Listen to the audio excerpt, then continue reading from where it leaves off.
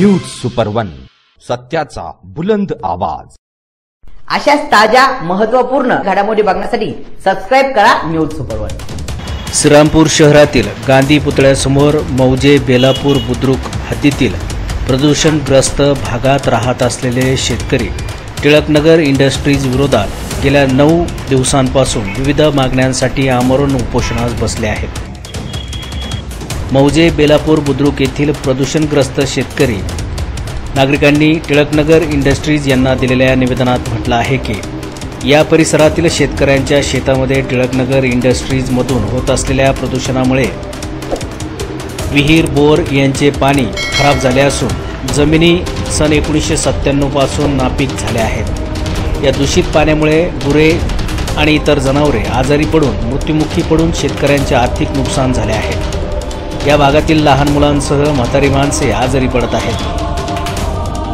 या दूषित पाण्यामुळे मोठा धोका निर्माण झाला असून सर्व परिस्थिती पाहता आम्हाला तात्काळ नुकसान भरपाई मिळावी, तसेच सदर प्रदूषणग्रस्त भागात कंपनीकडून कोणत्याही प्रकारची सुविधा मिळत नाही। या भागातील मुलांना प्राधान्याने कंपनीत कामावर घेतले जात नाही, अशी मागणी देखील या निवेदनाद्वारे करण्यात आली आहे। आम्ही इथं या ठिकाणी उपोषण करतोय टिळकनगर इंडस्ट्रीज लिमिटेड या कंपनीच्या द्वारे।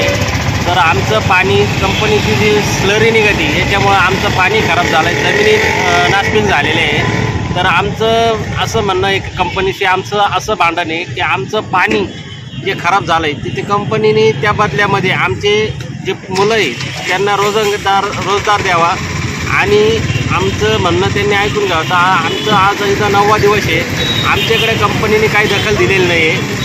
तर त्याच्यावर त्वरित काहीतरी कारवाई व्हावी आणि आम्हाला न्याय मिळावा अशी आमची मागणी आहे। याबाबत या अगोदर वारंवार लेखी कळवून तसेच आमरण उपोषण करून देखील कंपनीकडून दिलेल्या आश्वासनांची पूर्तता करण्यात आलेली नाही।